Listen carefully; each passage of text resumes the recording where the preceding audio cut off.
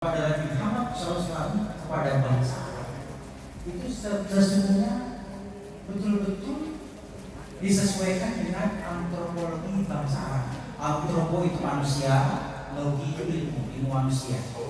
Adik-adik pasti pernah belajar dari SMA, sudah belajar antropologi ya, sudah belajar sosiologi ya. Nah, sekarang kita belajar. Kenapa begitu? Tujuannya supaya kita lebih cinta Al-Quran. Sedangkan komunikasi kita akan melihat seperti apa Allah berkomunikasi kepada umat manusia. Waktu yang singkat ini 30 menit dari materi yang banyak sekali ini, seberapa pun yang guru saya sampaikan, itulah takdir Allah Subhanahu Wa Taala. Ya, diserap saja, diterima saja takdir bahwa saya datang terlambat, Bapak Ibu sekalian sudah menunggu saya, tiba-tiba yang dapatnya sekian slide misalnya, tidak apa-apa. Itulah ilmu dari Allah Subhanahu Wa Taala. Ya, tadi kita puasa bersama. Oke, kita mulai dulu dari pertanyaan begini, Bapak Ibu sekalian. Kalau kita ingin mempelajari Al-Quran, sebetulnya siapa Allah? Coba adik-adik sering merenung nggak siapa Allah? Mengapa Allah butuh berkomunikasi? Bagaimana komunikasi terjadi? Ini penting. Karena kan yang kita terima sudah jadi gelondongan begini, sudah dicetak.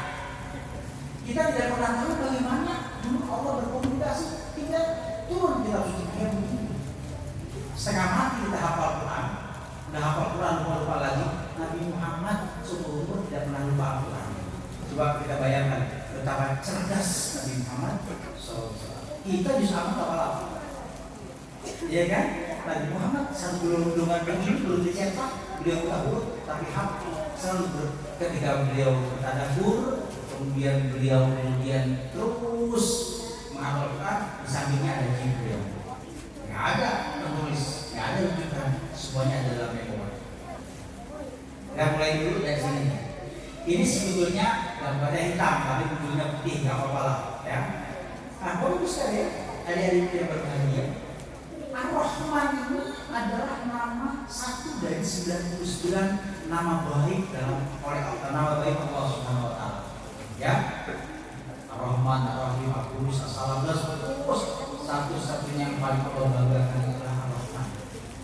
Makanya disebut Bismillahirrahmanirrahim. Bukan Bismillah Al-Qudus, As-Salam, Bismillah Al-Ghafur, Al-Jabbar, Bismillah Al-Matin, Subhana, Bismillah Ar-Rahmanirrahim. Karena Allah menampakkan dirinya lautan cinta, samudra kasih, maka satu-satunya konsekuensi dari Allah membanggakan dirinya nama Ar-Rahman adalah kalau nanti ternyata setelah kiamat lebih banyak orang bangsa manusia dan bangsa jin masuk neraka ketimbang masuk surga. Kamu mau namanya udah Ar-Rahman, tapi kok ternyata yang paling banyak masuk neraka malah makhluknya sendiri. Karena itu Allah pasti ingin semua makhluknya masuk ke dalam surga. Meskipun mustahil. Kenapa? Karena kita berbuat dosa, kita punya hawa nafsu, ada setan menggoda kita. Karena itu Bapak Ibu sekalian, satu-satunya jalan supaya Allah Subhanahu Wa Taala tidak marah nanti di hari kiamat, lebih banyak bangsa manusia dan bangsa jin masuk ke dalam neraka. Satu-satunya jalan adalah Allah membuat mekanisme cara bagaimana bonus demi bonus diberikan kepada manusia. Bonus pertama coba, kalau kita berniat berbuat baik dapat pahala, laksanakan niat kita dapat pahala. Niat berbuat jahat batal dapat pahala. Berbuat baik pahala berapa? 700 kali lipat. Masih kurang, potensi masuk neraka masih banyak. Makanya Allah buat bonus yang luar biasa hebat. Itulah namanya Ramadan. Ramadan itu bahasa Arab, artinya membakar. Apa yang dibakar? Dosa-dosa kita. Ramadan itu artinya membakar. Tujuannya apa? Kalau dosa terbakar kita nol. Nah, nanti Fitri kita nol. Dosa-dosa kita diampuni. Terus begitu salah dosa lagi. Kasih bonus lagi, dosa lagi. Maka Bapak Ibu sekalian, kalau sudah diberi bonus yang luar biasa dahsyat, tapi masih juga orang itu masuk neraka, itu namanya orang keterlaluan. Ini namanya artinya sang lautan cinta yang bersemayam di atas arsy. Saya mau tanya, Allah di mana sekarang? Allah di mana sekarang? Bingung kan? Bapak di mana sekarang? Kalau dikatakan bahwa ada yang kayak gitu, Tuhan ada di sini, di dalam jiwa ini, ya di sini ya. Tapi nanti kalau Tuhan ada di sini, tiba-tiba saya datang ke tempat pelacuran, masa saya berjamaah Tuhan datang ke Allah? Nah, dimulai ya. Karena itu waktu sekalian lihat adik-adik sekalian, Tuhan ada di sini. Oh, Allah yang berfirman, wa kana 'arshuhu 'alal ma'. Allah Subhanahu wa ta'ala arsy Allah itu berada di atas hidrogen. Alma itu terjemahnya bukan air tapi hidrogen. Jadi itu luas sekali, mungkin tidak kelihatan saking kecilnya, luas sekali. Jajaran planet-planet, galaksi-galaksi luas sekali. Allah di atas itu semua itu hidrogen, baru arsy ada di sana. Nah, yang sekarang kita lihat ini, inilah yang disebut sebagai Sidratul Muntaha. Kan sering ingat ceramah ya. Kalau Isra Mi'raj, Rasulullah bermi'raj ke Sidratul Muntaha. Memang apaan artinya Sidratul Muntaha? Sidra itu Bapak sekalian artinya pohon. Muntaha itu artinya penghabisan. Jadi Rasulullah bermi'raj ke Sidratul Muntaha, pohon penghabisan. Kenapa begitu? Karena Al-Quran turun di tanah Arab. Di tanah Arab jarang pohon, jarang sungai. Yang adalah padang pasir dulu, batu pasir. Ibu kalau sudah umroh, sudah haji batunya ya. Selama kita jalan dari Madinah ke Mekah atau Mekah Madinah, kan yang bapak lihat kan batu dulu kan. Insya Allah batunya lihat kalau udah pensiun yang bukan material ya. Karena banyak batu, pasir. Karena itu mereka kalau ke Indonesia diam banget kalau bicara puncak. Jangan ada orang Arab, adik-adik juga kira kalau puncak kan pohon lagi. Nah kata Allah Subhanahu Wa Taala, kalau kalian suka dengan pohon, Rasulullah berangkat ke Sidratul Muntaha, pohon penghabisan.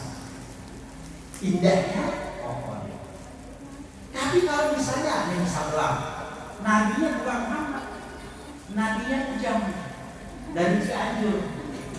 Nah, terus nanti kitab sucinya menjadikan kalau hati-hati masuk surga akan mendapatkan surga, di bawahnya mengalir sungai-sungai, pohon-pohon. Kira-kira orang Cianjur tertarik kan?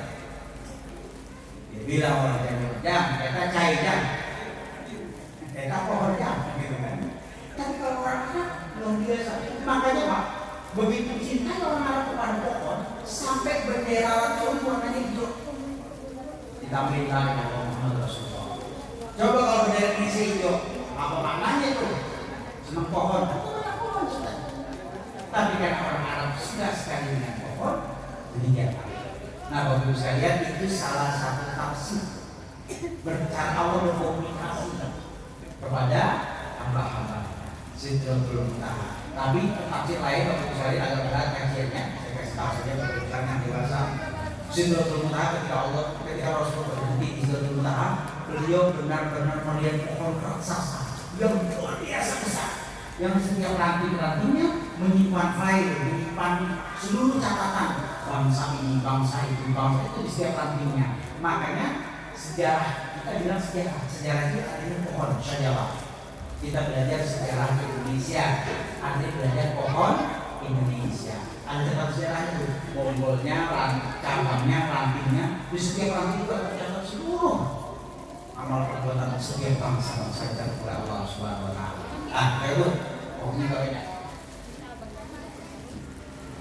Bapak sekalian, tadi kan saya gambarkan setelah arsy Allah Subhanahu Wa Taala, di sini ada hidrogen, di bawahnya galaksi-galaksi tempat kita tinggal, gitu kan? Coba saya takut, biar pun anak-anak sini jauh saya takut. Lalu apa yang terjadi di planet-planet yang begitu banyak ini? Kata Allah Subhanahu Wa Taala, Allah berfirman, wala tanfa'u syafa'atu indahu illa liman adina lahu hatta fuzi'a qalu madza qala rabbukum qalu wa huwa al-'aliyyul ya. Madza qalu haqq wa huwa al-'aliyyul. Baik sekalian, ketika Allah ingin berkomunikasi dengan manusia, saya kembali dulu di sini. Nah, ketika Allah ingin berkomunikasi dengan manusia lewat Jibril, Allah berfirman kepada Jibril. Pertama, suara Allah Subhanahu wa taala ini didengar oleh seluruh malaikat. Seluruh firman Allah dengar suara. Tapi kemudian karena firman Allah ini bersifat rahasia, maka seluruh malaikat yang jumlahnya bertriliun-triliun ini semuanya pingsan begitu mendengar firman Allah Subhanahu wa taala. Dari mana saya tahu? Saya juga pernah sama Allah. Saya juga pernah ketemu Jibril. Dalilnya adalah ini Bapak Ibu sekalian. Oh, ya. Maka apabila telah dihilangkan ketakutan dari hati mereka, jadi malaikat takut mendengar suara Allah Subhanahu wa taala. Mereka berkata, apa yang telah disebutkan oleh Tuhanmu? Tadi Tuhan mau apa ya? Allah berfirman apa ya? Allah berfirman apa ya? Kira-kira begitu. Lalu mereka ngomong sendiri, udahlah, pasti al-haq, pasti kebenaran yang Allah sampaikan. Jadi Bapak Ibu sekalian, ketika Allah berfirman kepada malaikat, semua dengan malaikat, satu-satunya malaikat yang tidak pingsan mendengar firman Allah satu, yaitu Jibril. Makanya Jibril dikatakan qawiyun matin, dia kuat, perkasa dan sangat cerdas. Dengar suara Allah, dia tidak pingsan, kemudian turun ke muka bumi. Nah, tapi begitu saat turun ke bumi, tidak selamanya mulus Bapak Ibu sekalian. Ada kisah lain. Jadi ketika Jibril tidak turun ke langit bumi di sini, ada banyak sekali bangsa jin yang dengar. Kira-kira informasi apa ya yang disampaikan Allah Subhanahu wa taala kepada malaikat Jibril? Dia nguping-nguping nih. Makanya Bapak-bapak, Ibu yang terhormat, itulah sebabnya para dukun di zaman Fir'aun tahu bahwa sebentar lagi ada anak manusia yang masih kecil yang nanti kalau besar akan melawan Fir'aun, namanya Musa. Tapi ingat, ketika para jin ini mencoba menguping-uping, mereka segera turun. Kenapa? Karena pertama khawatir mereka duluan dengan mereka Jibril. Karena itu mereka buru-buru menyampaikan itu kepada tukang sihir dan dukun-dukun supaya informasinya lebih awal. Nah, gitu kira-kira. Karena itu informasi sepotong-sepotong. Ketika para dukun ditanya, bayi yang mana yang akan melawan aku, kata Firaun, enggak tahu juga, pokoknya lahir sekarang. Makanya kata Firaun, bunuh semua bayi yang lahir pada hari ini. Maka semua bayi dibunuh Bapak Ibu sekalian. Daripada lolos dengan bunuh semua. Tapi Allah punya rencana. Mereka bunuh semua bayi, hanya bayi Nabi Musa saja yang bisa diselamatkan.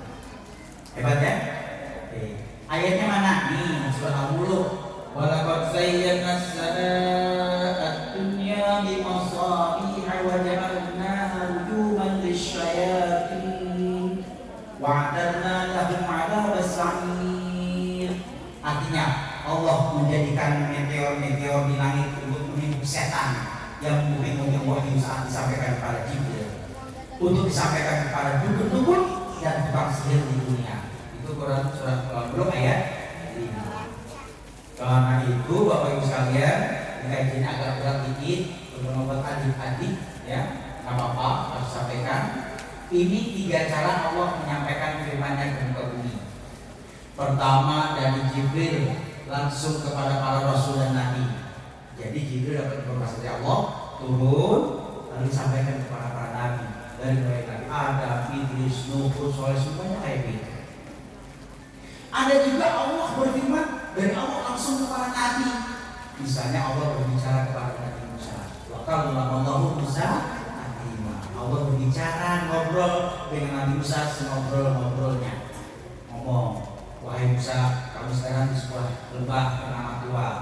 Ikhlaq na'alaika, cabut segala kamu itu suci. Itu Allah ngomong semuanya. Nah, yang ketiga Bapak Ibu sekalian, ini agak berat. Tapi dia harus imani memang. Allah membenamkan firman-Nya ke dalam rahim manusia. Jadi rahim firman Allah dimasukkan ke dalam rahim manusia bernama Maryam. Firman inilah yang kemudian lahir menjadi seorang nabi, namanya Nabi Isa. Makanya Nabi Isa sejak bayi, sejak digendongan, dia sudah bisa berbicara. Karena apa? Karena ini dalam firman Allah. Ini firman Allah yang bergerak di mana-mana. Kalau ini firman Allah yang ditulis di dalam kertas, yang dimasukkan ke dalam hati seorang Nabi Muhammad SAW. Tapi kalau Nabi Isa adalah firman Allah yang berjalan. Di sini makanya agak ribut sedikit nih antara umat Islam dan umat Nasrani, ya, harus berdalam, adik-adik sekalian, ya, supaya kita mentoleransi antara kita pahami ini Al-Quran yang ngomong kayak begini, itu kira-kira. Kita lanjut, dia dapat semua.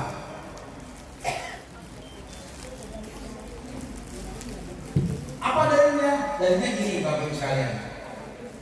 Wa idh qalatil malaikatu ya Maryam innallaha yubasyshiruki bi kalimatin min ismihi Masih ibnu Maryam wajihan di dunia wal akhirah wa minal muqarrabin. Ini ayatnya, ya.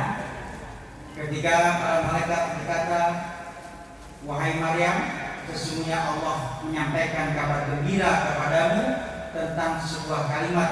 Nah, tentang sebuah kalimat, bukan seorang anak. Firman darinya, yaitu seorang putra. Dalam Al-Quran ini ada tafsir putra namanya Isa al-Masih. Jadi firmannya itu sudah diberi nama oleh Allah, namanya Isa alaihissalam. Orang Yunani bilang Yesus. Kita orang Arab bilang Isa. Orang Betawi bilang Isa. Apa aja terserah deh. Nanti dia juga ya. Baik, sampai sini insyaallah nggak berat ya.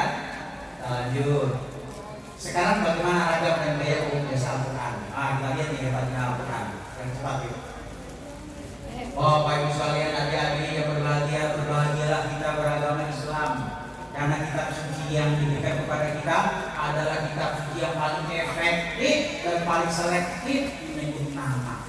Enggak sembarangan. Sudah pernah lihat Bible? Belum? Di rumah saya ada Bible, tebal sini nih. Al-Quran, ya, karena terjemahan tebal segini. Kalau nggak ada yang terjemahannya lebih tipis saja Al-Quran. Kenapa? Karena Al-Quran itu masalah selektif, hati-hati menyebut nama. Hanya nama yang hebat banget yang disebut dalam Al-Quran. Kalau yang disebut namanya itu pasti yang terbaik, terburuk, nah, gitu ya.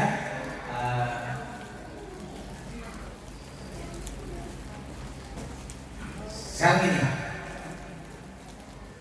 contohnya apa? Contohnya coba Bapak Ibu lihat. Nama binatang paling gede apa yang dikenal? Gajah, betul. Makanya ada surat gajah bu. Ya, alam tarokai bapak biarok tidak bisa fil gajah. Apa binatang paling kecil yang kakak kita? Semut. Makanya ada surat An-Naml, surat semut. Ada nggak surat terenggiling? Nah, susah dibaca yang makori. Wah, terenggiling. Susah itu doang makanya. Makanya nggak ada terenggiling. Ya. Wa qala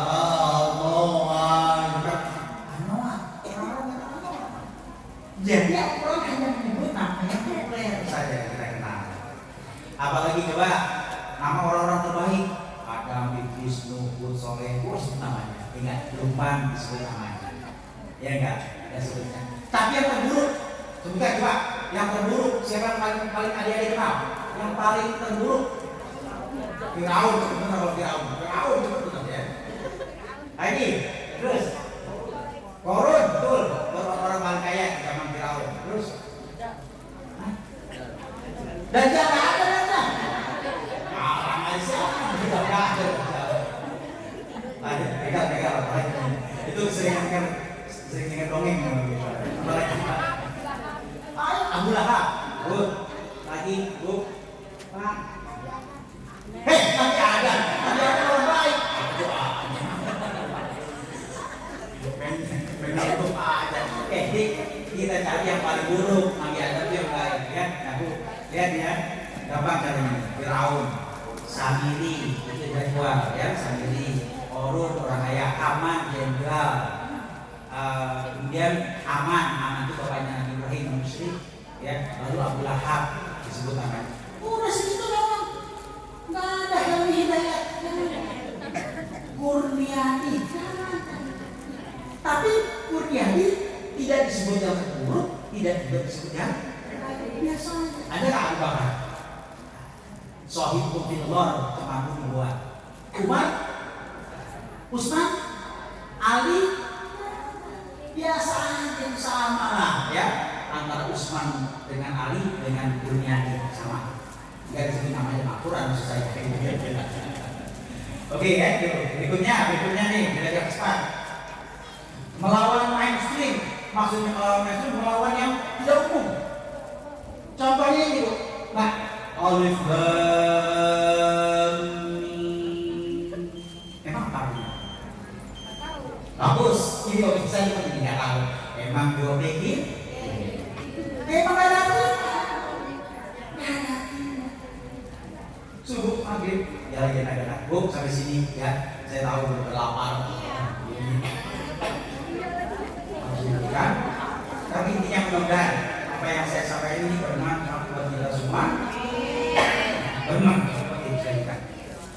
Dan Allah baik dan baik. Assalamualaikum warahmatullahi wabarakatuh. Waalaikumsalam warahmatullahi wabarakatuh.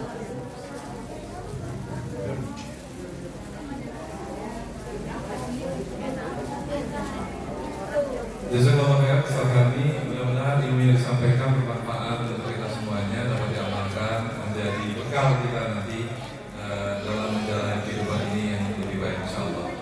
Dan waktu berbuka tinggal 1 menit lagi.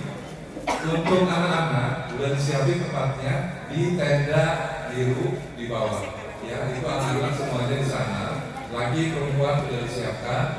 Nanti ibu-ibunya kayaknya lebih sedikit ya.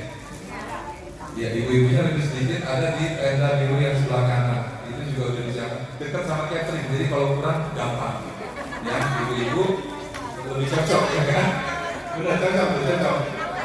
Paham saya. Bapak-bapaknya sudah disiapkan di depan teras. Ya, dipersilakan untuk bisa langsung ke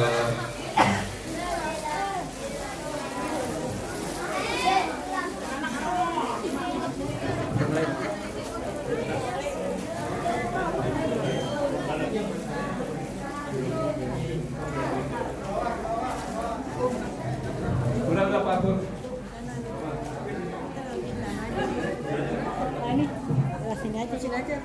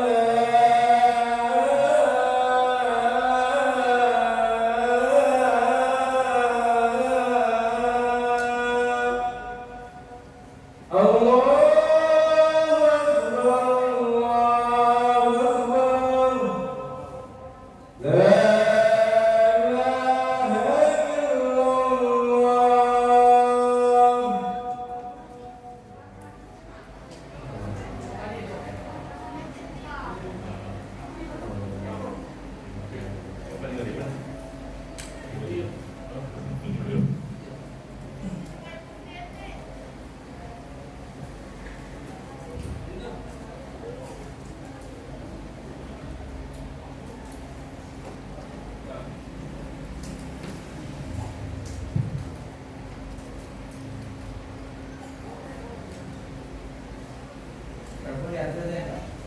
Telepon di atas ya. Iya. Banyak belum, Pak?